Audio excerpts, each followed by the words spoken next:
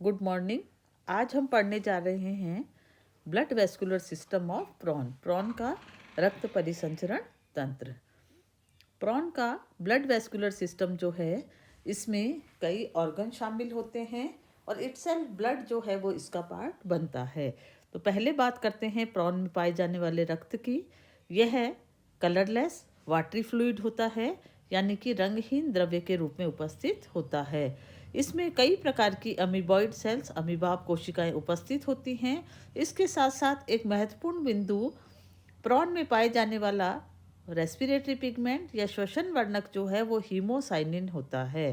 Haemocyanin की उपस्थिति के कारण यहाँ पर रक्त जो होता है वो हल्के नीले रंग का दिखाई देता है जब ये ऑक्सीजन के साथ कंबाइंड होता है।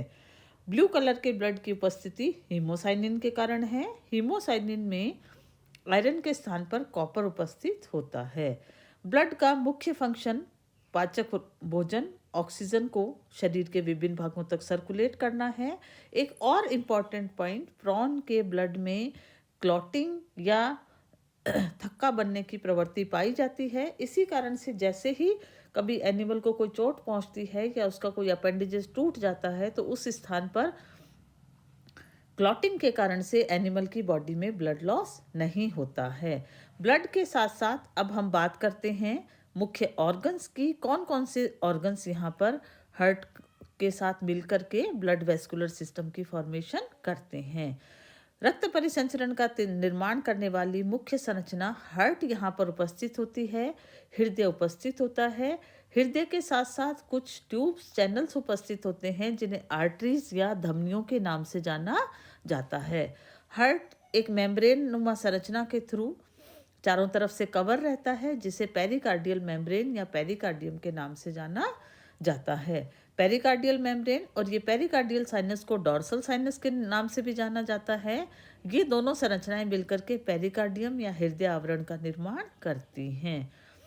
इसके साथ साथ ब्लड चैनल्स भी यहाँ उपस्थित होते हैं और कुछ खाली स्थान उपस्थित होते हैं जिन्हें ब्लड साइनसेस के नाम से जाना जाता है। ब्लड साइनसेस जो हैं वो हीमोसील, यानी कि बॉडी कैविटी जो होती है वहाँ पर रक्त को इकट्ठा करके रखने का कार्य करते हैं। तो मुख्य संरचना हार्ट, यहाँ पर एनिमल का हार्ट जो होता है वो ट्राइएंगुलर शेप का चैम्बर होता है। इस डायग्राम में हम यहाँ देख पा रहे हैं त्रिभुजाकार या त्रिकोणीय आकृति का हृदय जो है वो रक्त परिसंचरण तंत्र का मुख्य अंग बनता है। यह चारों तरफ से पेरिकार्डियम से कवर रहता है, जैसा कि हमने बात की थी। और यहाँ पर पेरिकार्डियम जो मेम्ब्रेन है उसका जो स्पेस होता है उसे पेरिकार्डियल स्पेस के नाम से जाना जाता है। हार्ट में कुछ छोटे छोटी ओपनिंग्स उपस्थित होती हैं जिन्हें ऑस्टिया के नाम से जाना जाता है। हृदय में पाए जाने वाले ये छोटी छोटी ओपनिंग्स जो होती हैं, अगर हम इस ट्राइंगुलर शेप के हार्ट की बात करें तो इस पर पाए जाने वाले स्मॉल ओपनिंग्स जो होती हैं, ऑस्टियाज जो होती हैं, ये 5 पेयर्स में प्रेजेंट होती हैं। 5 प्रकार के छोटे छोटे छिद्र यहाँ पर उपस्थित होते हैं जो कि डॉर्सल सरफेस पर, वेंट्रल सरफेस पर, पार्श्व सतहों पर उपस्थित होते हैं।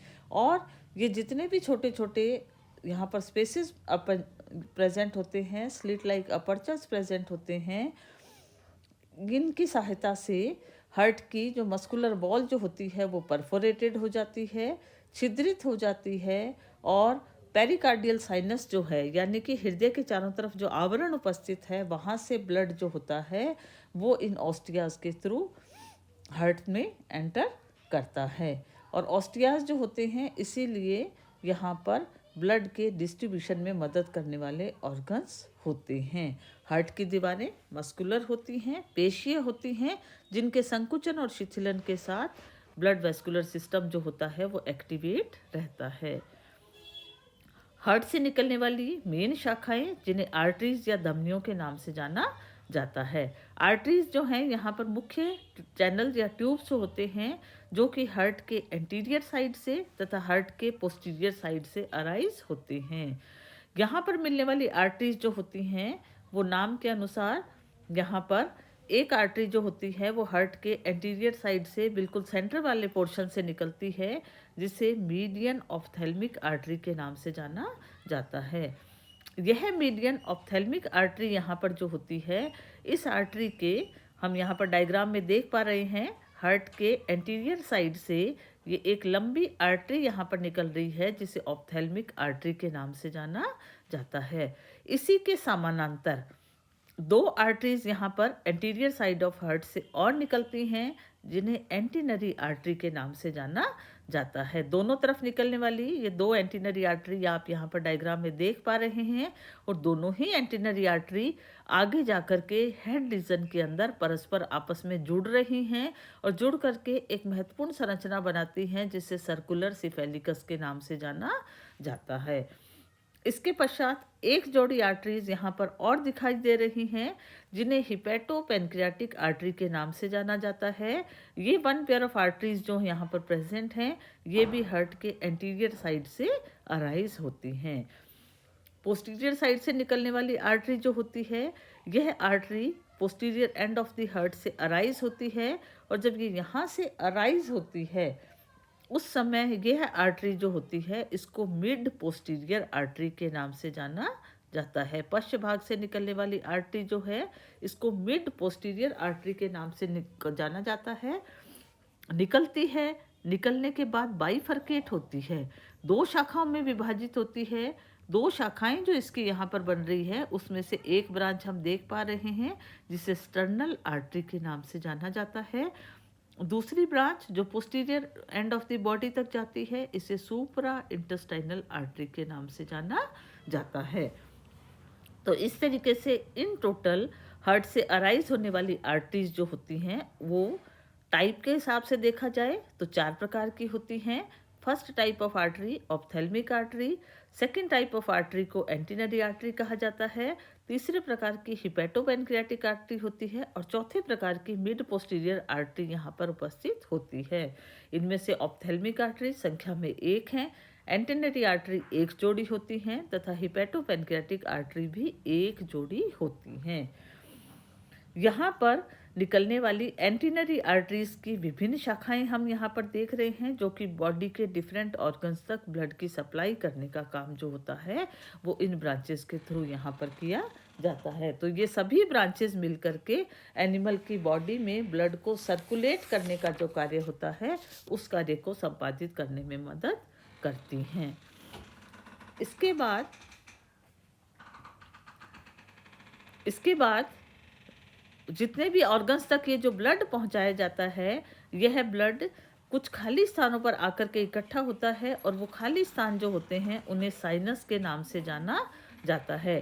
तो यहाँ पर साइनस जो होते हैं ये रक्त परिसंचरण तंत्र का अगला हिस्सा बनते हैं, और जितने भी रक्त कोटर या साइनस जो होते हैं ये सभी थोरेसिक रीजन में जाकर के एक कॉमन स्ट्रक्चर के अंदर आकर के खुलते हैं जिस स्ट्रक्चर को वेंट्रल साइनस के नाम से जाना जाता है।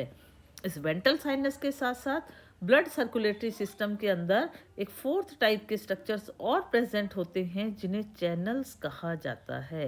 ये चैनल्स जो हैं यहाँ पर प्रेजेंट होते हैं ये पर्टिकुलरली एनिमल के गिल्स वाले हिस्से तक रक्त की सप्लाई और रक्त को इकट्ठा करके लाने का कार्य करने वाली संरचनाएं होती हैं। चैनल्स या ट्यूब्स यहाँ पर जो होती हैं वो संख्या में 6 जोड़ी होती हैं। 6 चैनल्स जो होते हैं उन्हें एफरेंट चैनल्स के नाम से जाना जाता है, और रिमेनिंग 6 टाइप ऑफ ट्यूब्स जो होती हैं उनको इफरेंट के नाम से जाना जाता है।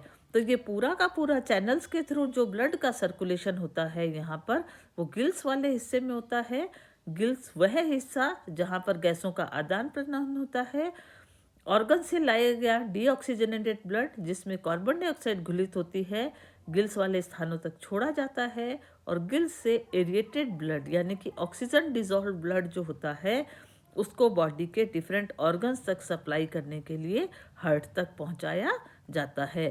तो हार्ट तक ब्लड के सर्कुलेशन के कार्य को संपादित करने के लिए ये 2 महत्वपूर्ण संरचनाएं ब्लड वेस्कुलर सिस्टम का पार्ट और बनती हैं जो कि हार्ट और आर्टरीज से इतर संरचनाएं होती हैं। तो हार्ट और आर्टरीज की जब अपन बात करते हैं ये दोनों ही स्ट्रक्चर्स जो होते हैं वो मिलकर के ब्लड वेस्कुलर सिस्टम को बंद प्रकार का या क्लोज टाइप का सर्कुलेटरी सिस्टम बनाते हैं। जबकि जिन स्ट्रक्चर्स की अब हमने बात की, ये दोनों ही संरचनाएं जो हैं वो मिलकर के ब्लड वेस्कुलर सिस्टम को खुले प्रकार का या ओपन प्रकार का रक्त परिसंचरण तंत्र बनाती हैं। आगे बढ़ते हैं। अब हम एक ये डायग्राम यहाँ पर देख रहे हैं जो कि कोर्स ऑफ ब्लड सर्कुलेशन को रिप्रेजेंट कर रहा है। हार्ट के चारों तरफ जो आवरण उपस्थित है पेरिकार्डियम या पेरिकार्डियल साइनस के नाम से जाना जाता है। पेरिकार्डियल साइनस के अंदर सर्कुलेटरी सिस्टम का इम्पॉर्टेंट पार्ट हार्ट एनक्लोज्ड होता है। हार्ट से निकलने वाली ट्यूब्स आर्टरीज के नाम से जानी जाती हैं। आर्टरीज यहाँ पर जितनी भी होती हैं वो बॉडी के डिफरेंट ऑर्गन्स तक ब्लड की सप्लाई करने का काम करती हैं। जितने भी ऑर्गन्स तक जो ब्लड गया वहाँ से डीऑक्सीजनेटेड ब्लड जो होता है, अशुद्ध रुधिर जो होता है, वो जिन खाली स्थानों पर आकर के इकट्ठा होता है उन्हें ब्लड लैक्यूना रक्त कोटर के नाम से जाना जाता है। सभी रक्त कोटर ओपन स्पेसेस मिलकर के एक कॉमन स्ट्रक्चर बनाते हैं जिसे वेंट्रल साइनस के नाम से जाना जाता है। वेंट्रल साइनस से रक्त जो होता है उसको गिल्स तक लाने का कार्य जो करती हैं उन्हें चैनल्स या ट्यूब कहा जाता है। और यहाँ हम नाम देख रहे हैं afferent branchial channels. Afferent branchial channels वो ट्यूब्स हैं जो कि ऑक्सीजन अशुद्ध रुधिर जो होता है, कार्बन डाइऑक्साइड मिला हुआ ब्लड जो होता है उसको गिल्स तक पहुंचाने का काम करती हैं। एफरेंट ब्रेंकियल चैनल्स मिलकर के एक कॉमन ट्यूब में खुलती हैं जिसे पार्श्व चैनल के नाम से जाना जाता है। और ये सारे के सारे हम यहाँ पर देख रहे हैं डायग्राम में गिल्स में पाई जाने वाली ट्यूब्स या नलिकाएं हैं जो कि रक्त परिसंचरण के कार्य को यहाँ पर संपादित करती हैं। अल्टीमेटली मोटिव क्या होता है? गिल्स तक कार्बन डाइऑक्साइड घुला हुआ रक्त पहुँचाया जाता है। गिल्स से होकर के जो एरिएटेड वाटर गुजरता है, श्वसन क्रिया के दौरान जल की धारा जो गिल पर से होकर के गुजरती है, विसरण की प्रक्रिया के द्वारा कार्बन डाइऑक्साइड घुलित रक्त जो होता है यहाँ से कार्बन डाइऑक्साइड जो होती है वाटर में डिसॉल्व होकर के बॉडी से बाहर निकाल दी जाती है। और जो एरिएटेड ब्लड होता है ऑक्सीजन डिफ्यूजन के प्रोसेस के थ्रू ब्लड में मिल जाती है, उसे इफरेंट ब्रेंकियल चैनल्स के माध्यम से पेरिकार्डियम तक पहुंचाया जाता है। और पेरिकार्डियम में आने वाला शुद्ध रुधिर जो होता है वो हृदय तक जाता है। इस कार्य में ऑस्टिया मदद करते हैं। हृदय पुनः आर्टरीज के माध्यम से अंगों तक शुद्ध रुधिर पहुंचाता है। अंगों से अशुद्ध रुधिर को वेंट्रल साइनस में इकट्ठा किया जाता है। वेंट्रल साइनस पुनः इस ऑक्सीजनेटेड ब्लड की बजाय डीऑक्सीजनेटेड ब्लड को ब्रेंकियल चैनल्स के माध्यम से गिल्स तक पहुंचाता है। और यह प्रक्रिया जो होती है वो निरंतर चलती रहती है। तो ये हुआ ब्लड वेस्कुलर सिस्टम प्रॉन के रक्त परिसंचरण तंत्र का एक सामान्य विवरण। अगले सेशन में हम नए सिस्टम के साथ पढ़ेंगे। धन्यवाद।